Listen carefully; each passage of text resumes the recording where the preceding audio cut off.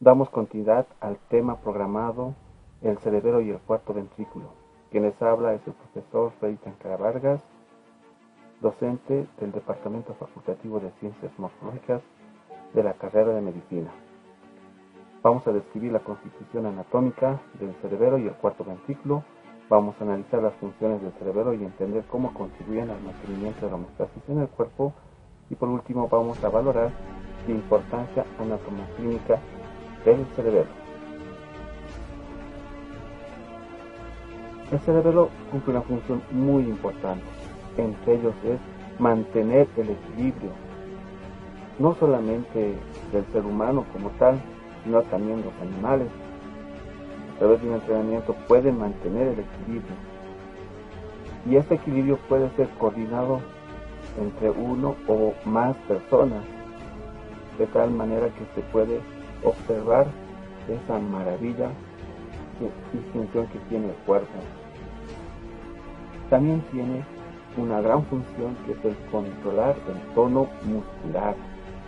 Va a controlar el tono muscular de tal forma que el tono no es nada más que la contracción parcial, pasiva y continua de los músculos, de tal forma que determina el relieve de la forma externa del cuerpo, ¿no? La siguiente función es de coordinar los movimientos a través de un movimiento simple al más complejo, como caminar, correr, escribir, alternar movimientos, ¿no? Dibujar, pintar, hacer acrobacia. Todos estos están coordinados a través del cerebelo. Por lo tanto, ¿el cerebelo qué es? Es un órgano impar medio, ¿no?, que forma parte del encéfalo, del sistema nervioso central, ¿ya? Está situado, si ustedes pueden observar acá, en este gráfico que tenemos, está situado en la parte posterior de la cavidad craneana. Aquí vemos la dura madre, ¿no?, separando del cerebro a través de la tienda del cerebelo. Por encima de la tienda del cerebelo se encuentra el lóbulo occipital y por debajo vamos a encontrar al cerebelo como tal, ¿no? Veamos más componentes. Aquí tenemos a la dura madre, entonces estaba el lóbulo frontal, el lóbulo medial del cerebro, y acá tenemos al lóbulo posterior, ¿no?, donde se aloja el cerebro y está separado del cerebelo, como ustedes pueden observar acá en este gráfico. Sacamos el cerebelo y vemos acá el piso del cuarto ventrículo. Hacia abajo se continúa con el conducto ependimario y hacia arriba con el acueducto de Silvio o conducto mesencefálico, ¿no? Entonces vemos acá a la tienda del cerebelo, separando del cerebro, ¿no? Entonces, hacia adelante se encuentra el tallo encefálico. Hacia arriba se encuentra la masa encefálica, vamos a decir, ¿no? Nuevamente vemos acá, aquí está la tienda del cerebelo, que es la dura madre, forma parte de ese tabique que separa, ¿no?, del cerebro, y por delante estaría el tallo encefálico, ¿no? Bien. ¿Cuáles son las características entonces? Aquí vamos en una tomografía de la misma manera del niño, ¿no? De aquí otras vistas que podemos observar. Esta es la normal que conocemos. Aquí se encuentra el cerebelo separándose del cerebro, del tallo encefálico. Aquí un corte coronal, es un corte sagital. Aquí tenemos un corte transversal. Aquí tenemos con contraste, ¿no? Podemos observar igual el cerebelo, ¿no? Aquí tenemos un corte. Vemos aquí se encuentra el cerebelo, ¿ya? Entonces, ¿cuáles son las características del cerebelo? Las dimensiones que tiene el cerebelo en sentido transversal es aproximadamente de 8 a 10 centímetros. En sentido vertical es aproximadamente 5 centímetros de altura, y de ancho en sentido antero-posterior más o menos son 6 centímetros aproximadamente. Pesa, como es pequeñito, pesa a 140 gramos, el color es blanquecino y su consistencia es parecida al cerebro, es friable. Como hemos mencionado, su función principal es de mantener el equilibrio, controlar el tono muscular y coordinar los movimientos complejos afinos. Veamos la configuración externa.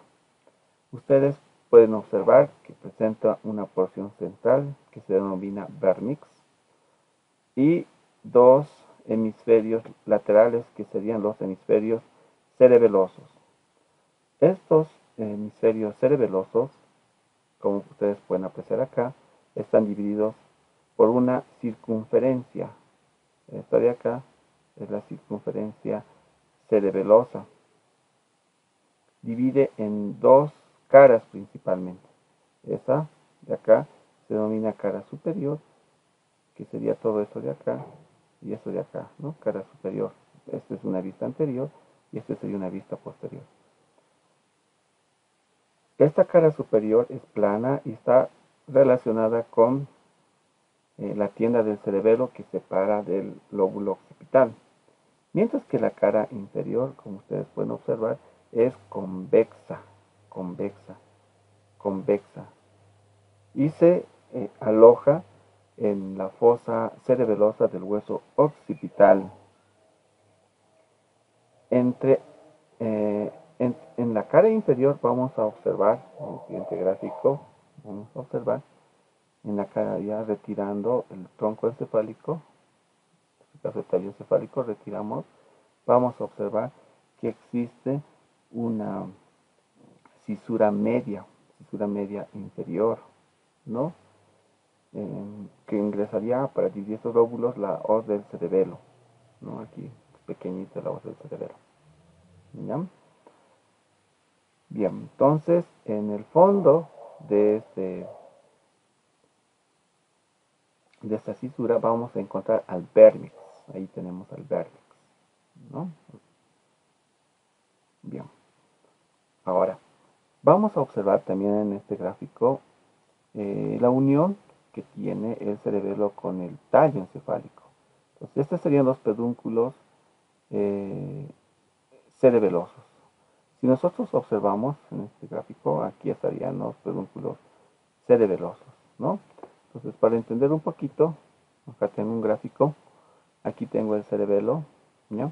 Vamos a observar que existen uniones que comunican, vamos a decir, el mesencéfalo con el cerebelo es el pedúnculo cerebeloso superior, el que comunica la protuberancia con el cerebelo, este es el pedúnculo cerebeloso medio, ¿ya? Y el que comunica el bulbo raquídeo con el cerebelo es el pedúnculo cerebeloso inferior. El vértice del cerebelo, como ustedes pueden ver en este gráfico, siempre va a estar en la parte anterior. Este sería el vértice y este sería la base, ¿no? Aquí estaría el vértice, en otro gráfico. Aquí tenemos el vértice y acá sería la base. Acá sería la base, ¿no? Vértice, base y contornea la circunferencia cerebelosa, ¿no? Bien, entonces ahí tenemos nuevamente una estructura, la cara superior, la cara inferior, la circunferencia y los pedúnculos cerebelosos superior, inferior y el pedúnculo cerebeloso medio. Bien, es importante conocer la estructura de la configuración externa como la configuración interna, ¿no? Del cerebelo.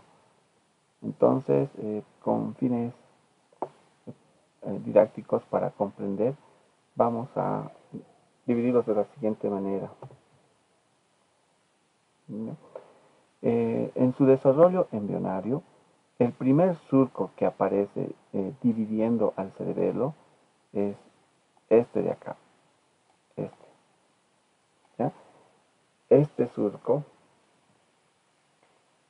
se denomina fisura póstero-lateral. Aquí vamos a poner, como su nombre indica, lo voy a poner en iniciales, ¿ya? La fisura póstero-lateral, este de acá, que va a dividir en dos partes. Y esta última porción, que es la primera en desarrollar, y como es la antigua, se denomina archicerebelo. Archicerebelo. ¿Ya? La siguiente fisura en aparecer es la fisura prima, que es este de acá, recorre, ¿no? Y va a dividir el cerebelo en dos segmentos, uno anterior, ¿ya? Que se denomina paleo cerebelo, y una posterior, que es el neo, que es nuevo, el cerebelo. Bien. Y a la vez aparece dividiendo al neocerebelo otra fisura que se llama fisura horizontal, ¿no? Horizontal va a dividir. Entonces, en dos segmentos, ¿ya? Entonces vemos en el gráfico acá, de la misma manera, la fisura prima dividiendo en el paleo cerebelo y el neo cerebelo, dividido en dos por la fisura horizontal. Esta es la fisura horizontal, esta es la fisura prima. Y acá ya no vemos el archicerebelo porque está muy al fondo, ya desde una vista posterior. Si vemos desde una vista inferior, vamos a observar hacia arriba estaría esta es la fisura horizontal. Entonces hacia arriba vemos al neocerebelo y hacia abajo al neocerebelo. Aquí ya no podemos apreciar lo que es el paleocerebelo. Y hacia abajo sí podemos observar esta fisura, la posterolateral. Y no podemos ver porque está profundo lo que es el archicerebelo en este caso. ¿Ya? Ahora, es importante para fines de correlacionar la estructura del cerebelo, que existe una relación de la parte central, que es el vérnix, con los hemisferios cerebelosos. Esa relación se lo realiza a través de estos centros, ¿no? Para poder entender la segmentación del cerebelo, de la parte verniana y de los hemisferios cerebelosos, yo les recomiendo utilizar este memo técnico. De la parte verniana decimos, en la parte inferior es el no, hubo, pi, hubo, pi, tu, fo, de, cu, lo, lindo. Parece gracioso, ¿no? No hubo pitufo de culo lindo. Mil disculpas por ese hacer, pero me ayuda a recordar. La parte inferior se llama nódulo. Luego le sigue la úvula. Luego viene la pirámide. Luego el túber, acá este pequeñito que lo voy a completar así. Vamos a ver. Aquí así. El túber. El folium. Ya aquí está la fisura prima separando. Digo la fisura horizontal. El declive. El culmen. El lobulillo central y la língula, ¿no? Entonces yo voy a recordar de esa manera. Ya hacia los lados, el nódulo se relaciona con el flóculo. Nódulo, este es el segmento flóculo nodular. Flóculo, ¿ya? La úvula se relaciona con la amígdala o tonsila, así se llama también, amígdala o tonsila, ¿no? Luego el pirámide se divide en dos segmentos, ¿ya? Hemisferios cerebelosos, y como se divide en dos y presenta dos y en tres, ¿no? Estos dos se denomina digástrico, ¿ya? El tuber se relaciona porque tiene una forma semilunar esta área, ¿ya? Entonces se denomina semilunar inferior. Le sigue el semilunar superior, el folium. El declive está relacionado con el semilunar posterior, el culmen con el semilunar anterior, el lobulillo central, así se llama, se relaciona con el ala del lobulillo, así se denomina, y por último la língula, que no se nota muy bien, se relaciona con el frenillo de la língula, ¿no? Ahí está la segmentación entonces del cerebelo. ¿Qué más tenemos que entender? La configuración interna del cerebelo. Si bien nosotros vemos el cerebelo que está conformado de esta manera, vamos a ver que su corteza tiene las siguientes características. Esta corteza, ¿no? Vemos ahí. ¿Qué características tiene? El segmento más externo, que sería este de acá, del cerebelo, ¿ya? Lo vamos a está dividido por la capa molecular. Entonces sería este de acá, la capa molecular. Todo esto. La parte más interna, ¿ya? Se va a encontrar la capa granulosa, que sería este de acá. Yo lo voy a poner así, está de color oscuro. Entonces, entre la capa molecular y la granulosa, vamos a encontrar un área que sería este.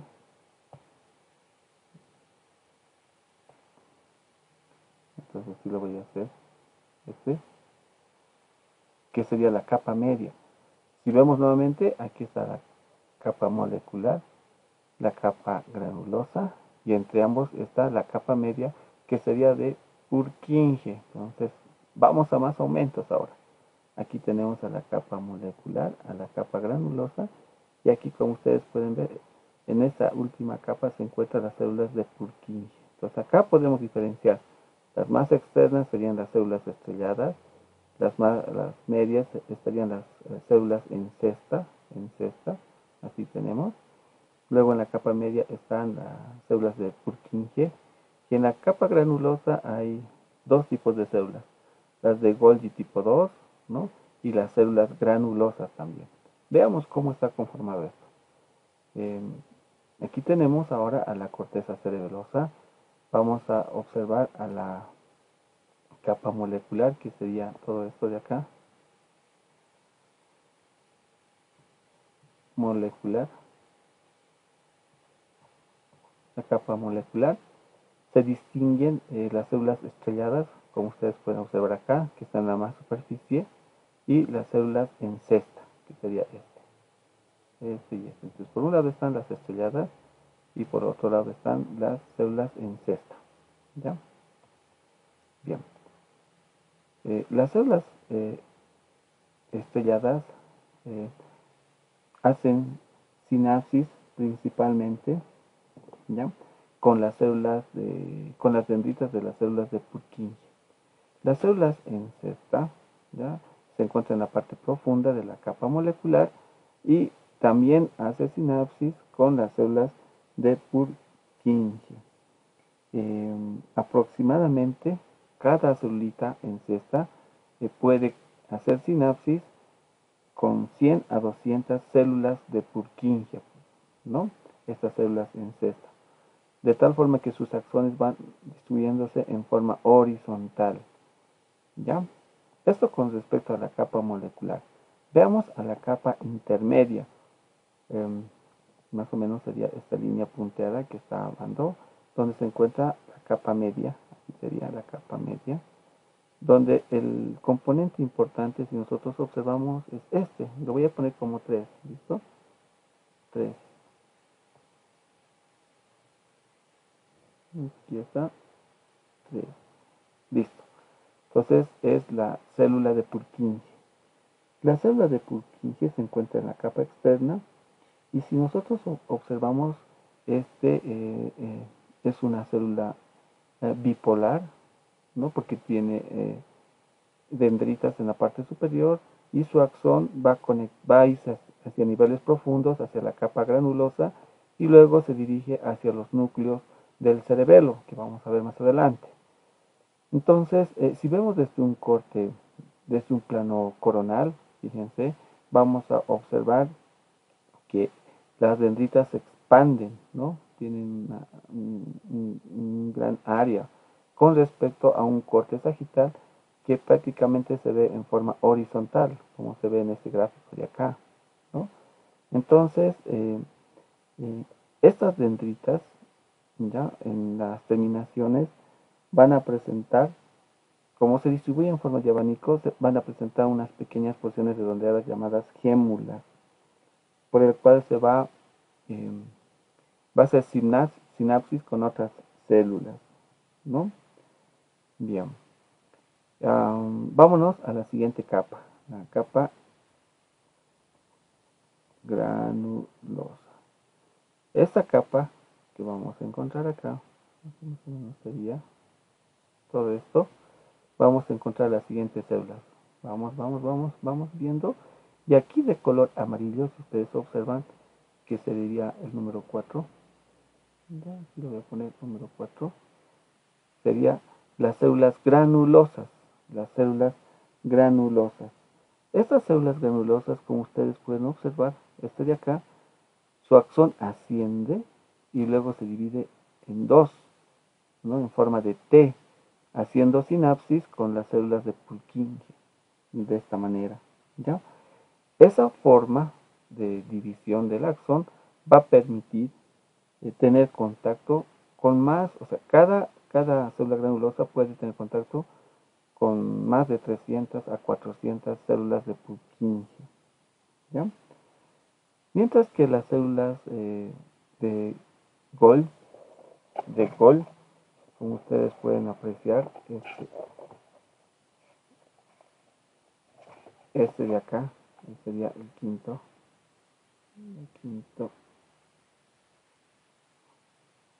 ¿ya? Las células. Mientras las células de Golgi, este de acá, que sería el quinto, va a recibir, estas de acá va a recibir fibras, ¿ya? Estas se encuentran igual comunicándose con las células de Purkinje, ¿no? Se dirige a la capa granulosa, se comunica con las células estrelladas, ¿no? Pero principalmente, como ustedes pueden observar, recibe fibras, acá, miren estas fibritas, que se llaman fibras musgosas.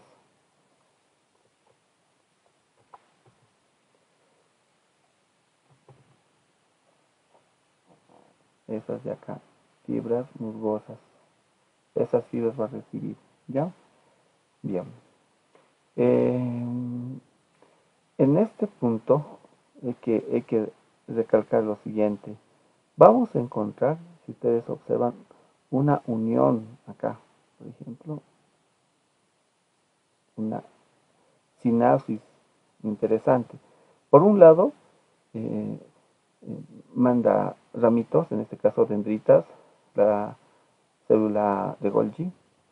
Luego también está la célula granulosa y las fibras musgosas. Si nosotros observamos acá arriba, por un lado estaría el axón de la célula de Golgi, que es este de acá, ¿ya? Luego el axón de las células dendríticas, o sea, del grano, sí, dendritas de las células del grano, está bien, acá también. Y por último, las fibras musgosas. Este trío, ¿ya? Va a determinar lo que se denomina el glomérulo cerebeloso. El glomérulo cerebeloso, ¿ya? Ahora, estas fibras musgosas que ustedes están observando van a derivar, ¿ya? ¿De dónde? ¿De dónde vienen? Van a aparecer de las fibras espino-cerebelosas, de las fibras cúneo-cerebelosas, del vestíbulo cerebeloso, las fibras, del retículo cerebeloso y por último del ponto cerebeloso, ¿no? Entonces vienen desde esos lugares, forman las fibras musgosas y se van haciendo sinapsis con estas áreas y forma el glomérulo cerebeloso. Otra fibra importante que vamos a encontrar, ¿ya? Son las fibras trepadoras, ¿no? Aquí tenemos otra de acá, esta de acá, se llama fibra trepadora. Trepadora. Esta fibra trepadora está caracterizada de ascender ya hasta la capa de las células de Purkinje y va a llevar información desde la oliva inferior, que se encuentra en el bulbo raquídeo, ¿no? Entonces tenemos estos dos tipos de fibras. En la configuración interna del cerebelo vamos a encontrar los siguientes núcleos. Tenemos, un núcleo está formado por la presencia de cuerpos neuronales, ¿ya? Vamos a encontrar en primer lugar que es el núcleo del techo. Se va a poner el núcleo del techo. Luego tenemos el núcleo globoso. Tenemos tres áreas, el núcleo globoso. Luego al lado tenemos el núcleo emboliforme. Y una estructura a manera de una bolsa, ¿ya? Es el núcleo dentado. El núcleo dentado, como ustedes pueden observar, está dividido en dos partes. Una porción, esta de acá, se denomina anteroexterno, porción anteroexterno del núcleo dentado, y el otro sería la porción postero interno del núcleo dentado, ¿ya? Del núcleo dentado. Para aquellos que quieran recordar estos nombres, nada más imagínense ustedes que están en el techo de su casa. Están en el techo de su casa, ¿ya? De ese techo se desprende un globo. Un globo. Este globo revienta, ¡pah!, y se convierte en un globo E. Tiene la forma de una E. Y a esta E, ¿ya? A medida que va pasando el tiempo, le sale un dientecito. Un dientecito. ¿Ya? Un dientecito le sale. O dos, como quiera. Dos dientecitos, ¿no? Para recordarse la porción antero externa y posterior interna. Entonces, esto imagínense cerrando el ojo y les aseguro que no van a olvidar nunca, nunca, nunca el nombre de los núcleos del cerebelo. El techo está relacionado con el archicerebelo. El globoso, el emboliforme, ¿ya? Y parte del dentado están relacionados con el tono muscular. Y una pequeña porción del dentado está relacionado con la coordinación de movimientos. Esto sí o sí tienen que recordar, por favor. Vamos a explicar la vía del fascículo espinal. Entonces, fascículo espinal. Los receptores en esta vía se van a encontrar en los músculos del sistema esquelético. El músculo está formado por un tendón, por un lado, y los haces musculares.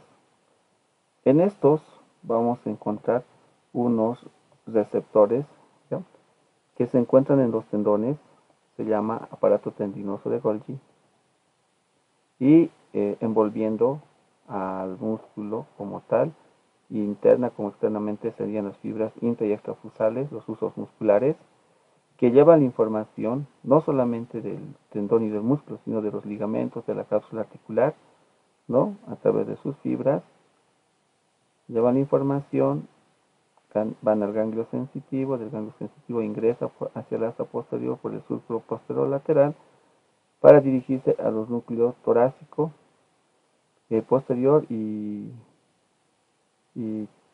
torácico lateral, ya se ven estos dos, y de estos uno se entrecruza al lado contralateral y el otro se dirige al mismo lado y asciende, formando la vía o el fascículo, en este caso, que lo voy a hacer de otro color, ¿ya? El color morado. El fascículo va a ascender así, como también este otro va a ascender. La vía espino cerebeloso, ¿ya? Directo y el espino cerebeloso cruzado, o anterior y posterior, ¿ya? Estos ascienden entonces, ascienden, y a medida que van ascendiendo, van a recibir otro fascículo, el cúneo cerebeloso, a este nivel que lleva la información del miembro superior, del cuello, ¿no? El fascículo cúneo cerebeloso, y estos se dirigen hacia el lóbulo anterior, que sería el páleo cerebelo, ¿ya? Entonces todos estos se dirigen hacia el páleo cerebelo, donde están las neuronas esperando prácticamente esta información. Ahí vamos a dirigir, ¿ya? Estos tres.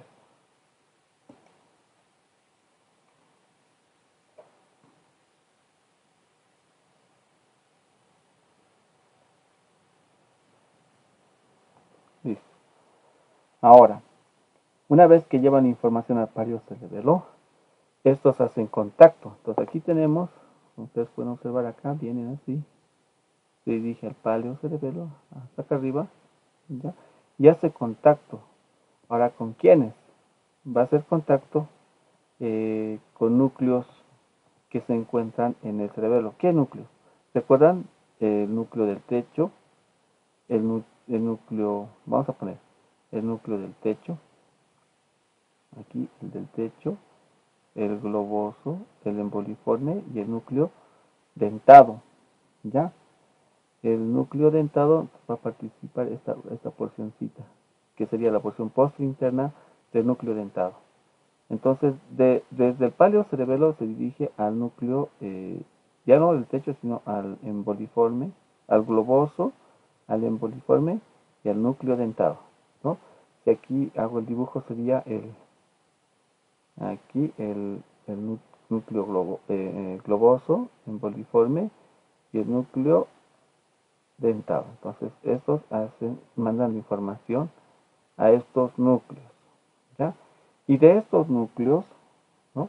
Se van a dirigir, ahora vamos a hacerlo de color eh, rojo, ¿sí? Rojo. De estos se dirigen al núcleo rojo del mesencéfalo, ¿ya? Y también se dirigen fibras hacia el tálamo óptico, que sería este. Y del núcleo rojo, como otra vía, ¿ya? Va a llevar información hacia la médula espinal a través del fascículo rubro espinal. Haciendo estas coordinaciones, ¿ya? Se va a encargar de controlar lo que es el tono muscular. Entonces, muscular de los extensores, de los flexores, ¿no?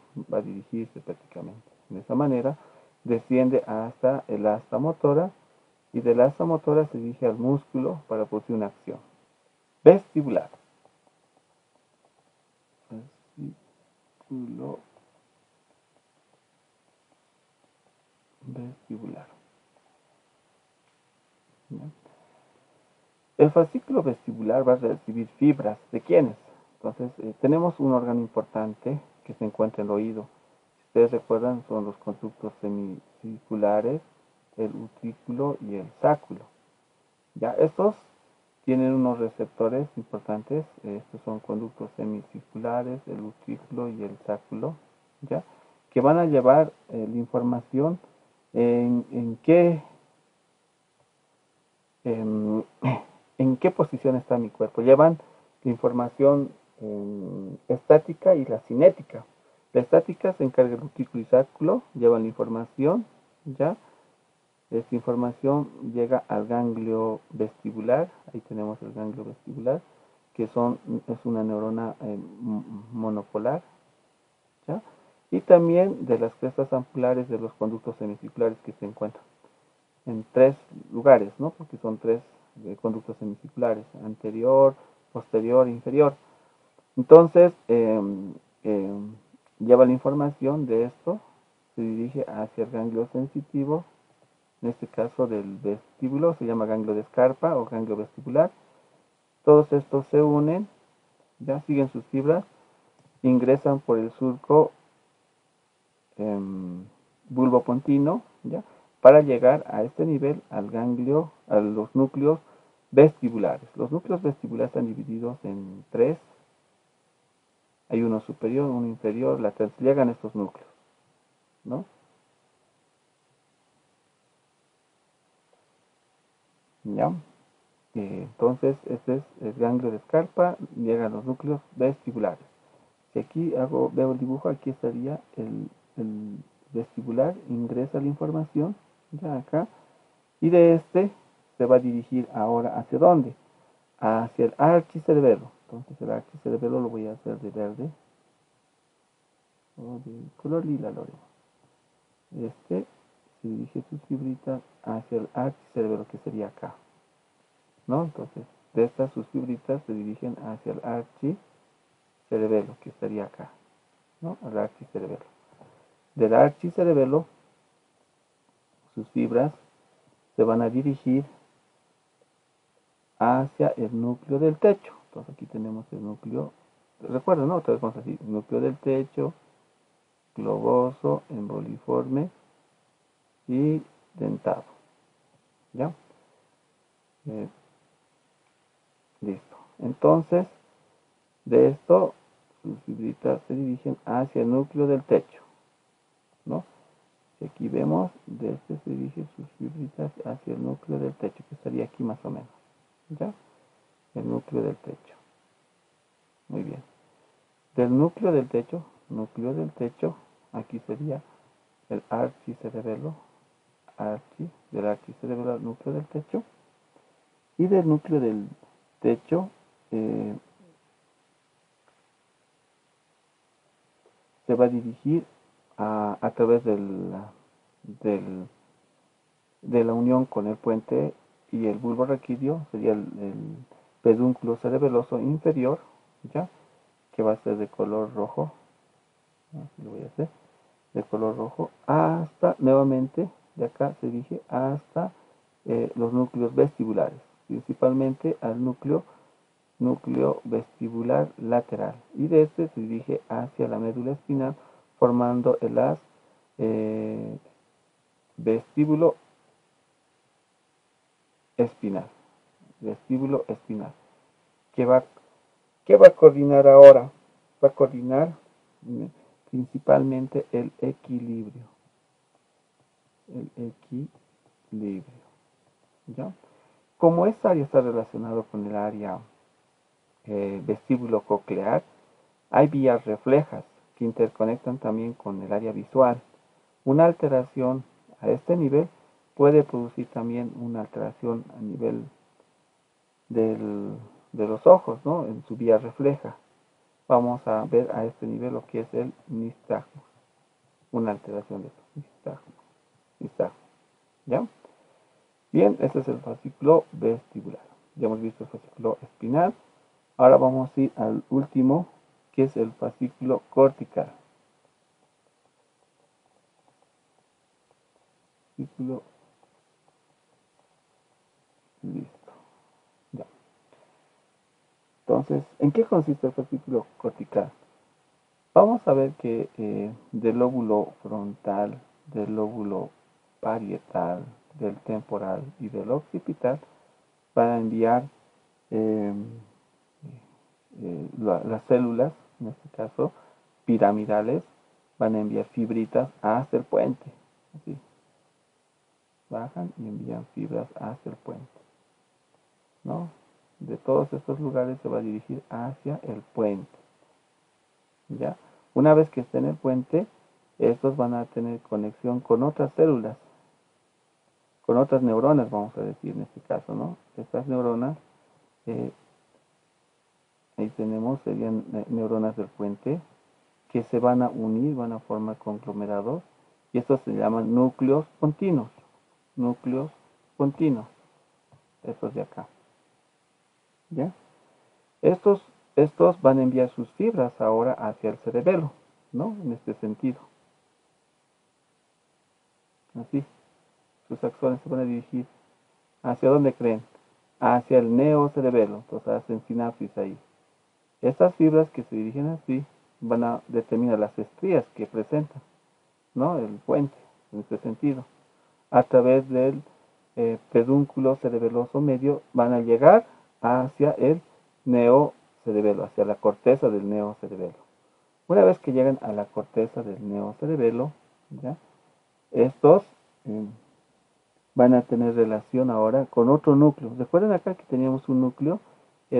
¿Recuerdan el del techo, el globoso, el emboliforme y el núcleo dentado? ¿Recuerdan? Pues la parte anteroexterna, esta parte anteroexterna, ya hacen sinapsis estas neuronas, las células de Purkinje, ya directamente con la porción anteroexterna del núcleo dentado, así, ¿no? Hacen conexión entonces. Una vez que hacen conexión, ¿no? Nuevamente salen estas fibras ahora, van a salir estas fibras. ¿Por dónde van a salir? Vamos a ver otro color, amarillo. Estas fibras van a salir por el pedúnculo cerebeloso superior, ¿ya? Salen estas fibras, unas van directas y otras se entrecruzan. Al entrecruzarse van a formar la decusación de Wernicke, ¿ya? Y de esta manera se va a dirigir hacia el núcleo rojo. Aquí tengo el núcleo rojo por un lado, estas fibras se dirigen al núcleo rojo y las otras, aquí está el núcleo rojo, y otras se dirigen al tálamo óptico, que estaría aquí, el tálamo óptico, ¿ya? Y del tálamo óptico coordina con el cerebro nuevamente y el núcleo rojo desciende también, ¿no? Y va hacia la médula, formando el haz rubro espinal. De esta manera, el cerebelo, mejor dicho, va a coordinar los movimientos complejos, coordinación, de movimientos finos y complejos. ¿Como qué? Como intercalar el pie, correr, saltar, escribir, ¿no? Como tiene tantas conexiones, puede incluso coordinar el movimiento de la lengua, el lenguaje articulado, ¿no? Puede coordinar el movimiento de la mano para agarrar un objeto, entonces abotonar la camisa, ¿no? Hacer un peinado, hacer una trenza, ¿no? Puede coordinar el movimiento de los pies. Entonces, por eso esta área está relacionada con el neocerebelo. ¿Ya? Muy bien. Bueno, pues por último vamos a detallar lo que es el piso del cuarto ventrículo. El piso del cuarto ventrículo está determinado de la siguiente manera. La cara posterior del tallo encefálico, vamos a encontrar la siguiente, que en la parte inferior el conducto ependimario se abre, esta cavidad, y forma el cuarto ventrículo, que tiene la forma de un rombo, como ustedes pueden observar, o dos triángulos, un triángulo superior, ¿ya? Y un triángulo inferior. En este triángulo, ¿qué vamos a encontrar? Vamos a escribir primero el triángulo inferior. En este triángulo inferior, ¿ya? vamos a encontrar, por un lado,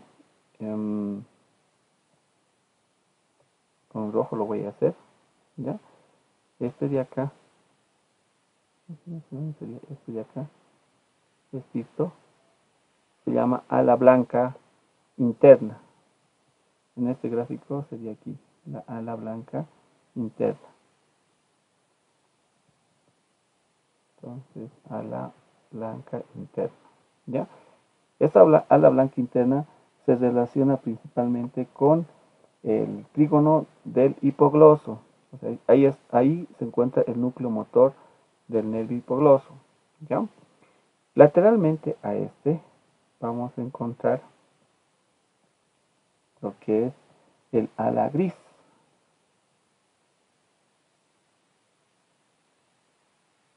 Aunque aquí lo dibujé de diferente manera.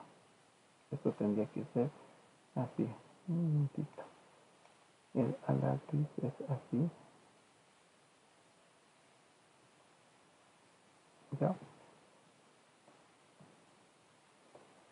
Y el ala blanca sería así. Ala blanca interna. Y ahora sí. Ala blanca interna.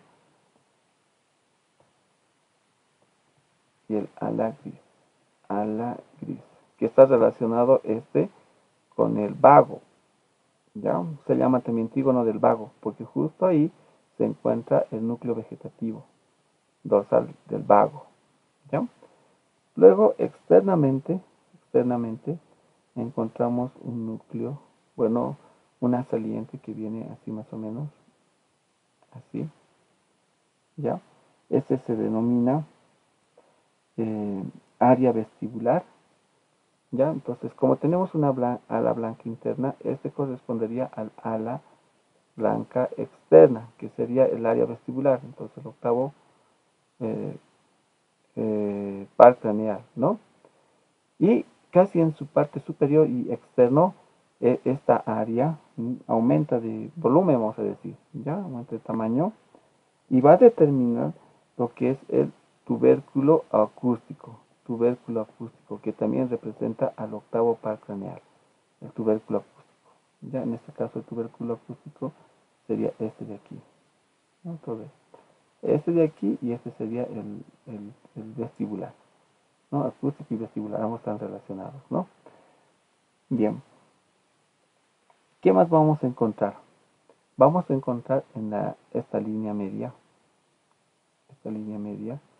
¿ya? Que se denomina surco medio, tallo calamus scriptorius, así se denomina. En la parte inferior vamos a encontrar estas pequeñas estrías, fíjense que nacen en la parte media y luego se dirigen hacia afuera, estrías. Acá también tenemos estas, fíjense acá así, estrías, ¿no?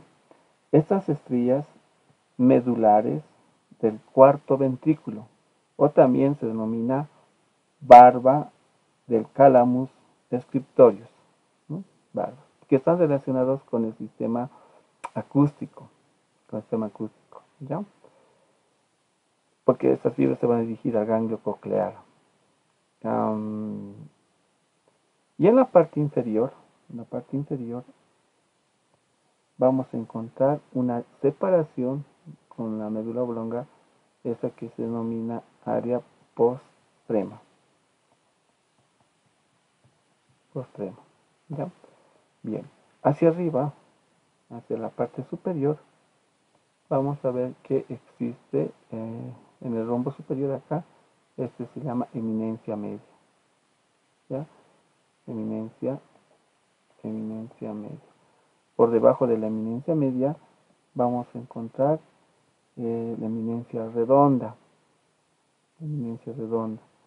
Esta eminencia redonda está relacionado con la presencia del núcleo abducen o sexto par craneal. Justo a ese nivel, más o menos, yo tendría el dibujo, así que este es el puente, aquí está el bulbo raquídeo, aquí está el mesencéfalo, ¿no? Aquí tendría el cerebelo, así, entonces estamos describiendo todo lo que este es el piso. Aquí está el sexto par craneal, ahí está. Entonces a ese nivel un poquito está salido, hay un relieve. Y por detrás está el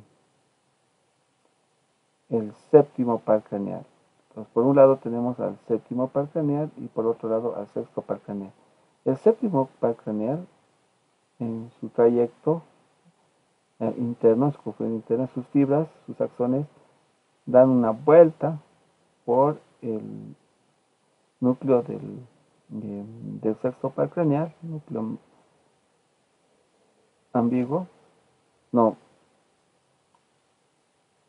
el núcleo del nervio facial da vuelta, ¿no? Hace un codito y luego regresa para salir por el surco bulbopontino, ¿no?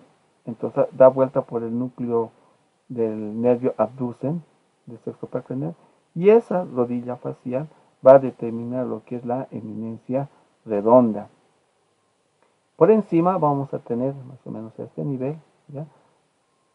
Se llama la fosa del nervio trigémino, que sería el quinto par craneal a ese nivel, ¿no? Y hacia arriba tenemos el núcleo azulado, aquí yo lo voy a poner de forma de azul, ¿sí? El locus coeruleus, ¿ya? O núcleo azulado vamos a encontrar. Listo. Y nada más en el piso del cuarto ventrículo. Ahora vamos al techo. El techo significa toda esta parte de acá. Vamos a describir este techo. ¿Qué hay en el techo? Hemos descrito el piso. Ahora vamos al techo. En el techo, aquí encontramos de la misma manera una estructura aquí triangular de la misma forma, así y así. Así tendría que ser, ¿no? Entonces, vamos a ver que está dividido de dos formas también. Hacia arriba, que sería este segmento, vamos a encontrar una tela que se denomina velo medular superior. Y hacia abajo sería el velo medular inferior. Hacia arriba velo medular superior y hacia abajo velo medular inferior. Este velo medular superior se denomina también la válvula de Busen. ¿Ya? Válvula de Busen. Este velo, si digamos yo pongo más o menos así sería el velo, ¿ya?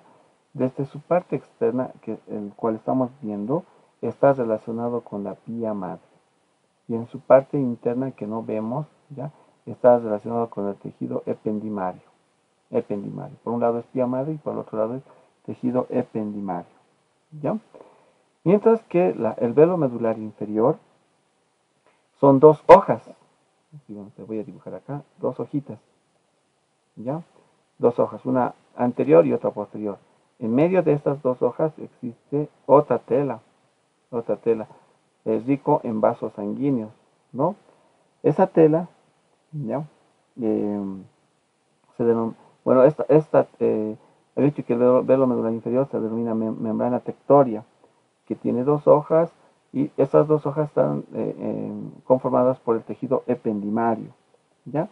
Entre estas dos hojas vamos a encontrar una gran cantidad de vasos sanguíneos y si nosotros observamos esos vasos sanguíneos tienen la forma de aquí más o menos se nota, aquí luego viene así y el otro viene así, tiene la forma de una T. Esto se denomina plexo coroideo.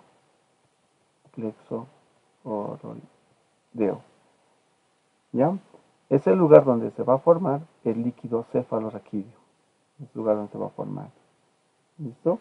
Ahora, vamos a observar que en la parte inferior,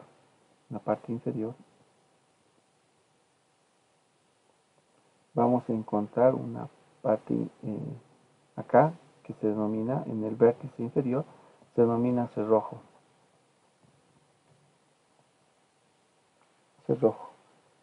¿Ya? O óvex también se llama. Y desde este cerrojo óvex van a partir dos estructuras que se van hacia los lados, ¿ya? Este de acá así, luego viene así, a manera de un cuerno. Si ustedes ven, es como un cuerno, ¿no? Cuerno. Denominan estas tenias, Se denominan tenias o cuerno de la abundancia también se denomina, ¿no? ¿Qué más vamos a encontrar a este nivel? Algo importante, que si bien se produce líquido cefalorraquídeo, este tiene que distribuirse. Entonces se distribuye a partir de tres orificios. Por encima de ese rojo hay un pequeño orificio acá, ¿ya? Un orificio o agujero central, y hacia los lados tenemos acá dos agujeros laterales. A través de estos agujeros se comunican para poder distribuir el líquido cefalorraquídeo. Este que está aquí al medio se denomina el agujero de Magendie, ¿no? Magendie, una M lo voy a poner. Y hacia los lados, que son laterales, es el de Lusca, ¿ya? Ahora veamos la aplicación. Aquí yo tengo un paciente, voy a ver qué es lo que tiene, le vamos a preguntar, ¿qué tiene usted, señor? Otra vez. Le preguntamos entonces, ¿no? Con la derecha. Estamos valorando la coordinación de movimientos, en este caso la simetría. Bien, con la izquierda. Muy bien. Otra vez con la izquierda. Con la derecha. La izquierda está bien y la derecha está costando prácticamente, ¿no? Otra vez. Son movimientos alternados que tiene que realizar. Perfecto. ¿Verdad? Ahí está bien. ¿Ya? Ahora vamos a ver la marcha. ¿Cómo está la marcha? ¿La marcha? Sí. El pasito que se cae, ¿eh? Vamos despacio para adelante. Ya. No puede caminar. Está alterado completamente. Fíjense el lado derecho principalmente. Es lo que quería ver. ¿No? Ahora, fíjate la diadocosinesia. Fíjate si tiene eso. Ahí. Vamos a ver si coordina sus movimientos. Esto es así. No. Así. Sigue acá y acá. Ahí. Ahí. Movimientos alternados, ¿no? El derecho, si ustedes observan, está alterado. Veamos otro. Ya, vamos a ver la simetría. Ahí va. Vamos a ver.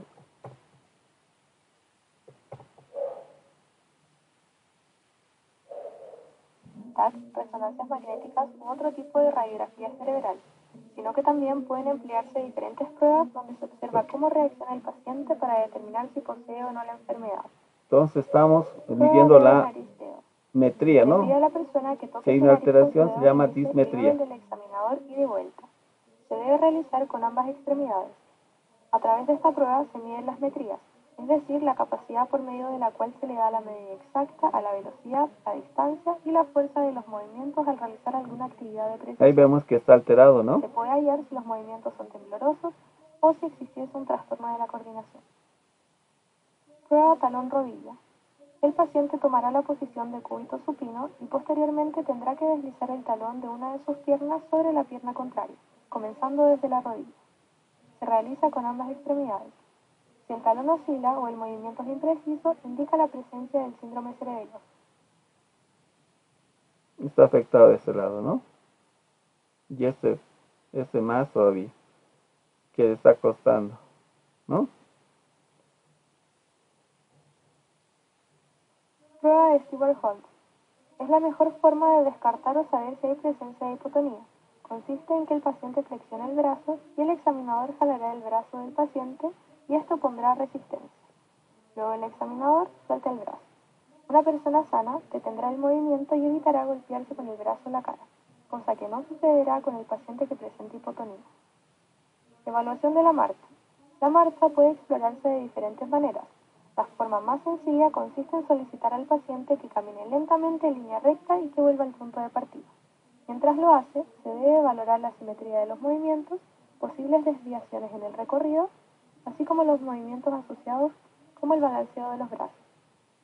Seguidamente, se solicitará al paciente que camine en tándem, es decir, poniendo un pie delante del otro siguiendo una línea recta. El paciente con trastorno cerebeloso camina con las piernas y los brazos separados, lo primero para ampliar la base de sustentación y lo segundo para utilizar los brazos como balancín, y pese a ello camina en zigzag como si estuviera borracho. En caso de lesión de un hemisferio cerebeloso, presentará una lateropulsión hacia el lado afectado. Vemos Este otro se llama nistagmus. Son movimientos rítmicos involuntarios del ojo. Hay nistagmus horizontal, como ustedes ven acá.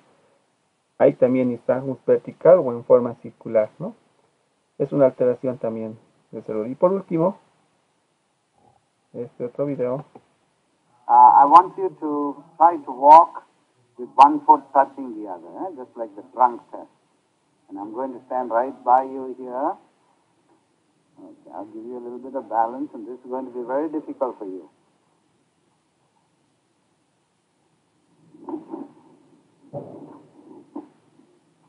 Okay. That's enough. Tremor disorder, in addition to rest tremor and postural tremor, is intention action tremor seen with cerebellar disease. In this patient, who has had a traumatic hemorrhage involving one side of his cerebellar white matter pathways, he has a normal function on the right side, but the left side shows significant dyssynergia and intention tremor. This type of tremor contrasts, however, with the postural tremor, in that both the trajectory and the endpoint are abnormal, and most of this patient's dysfunction is in fact right at the endpoint when he tries to touch his nose or to bring his finger totally out. The trajectory is not normal, but the trajectory is not the area of maximal dysfunction. This type of tremor can also be seen in multiple sclerosis and other primary cerebellar disorders.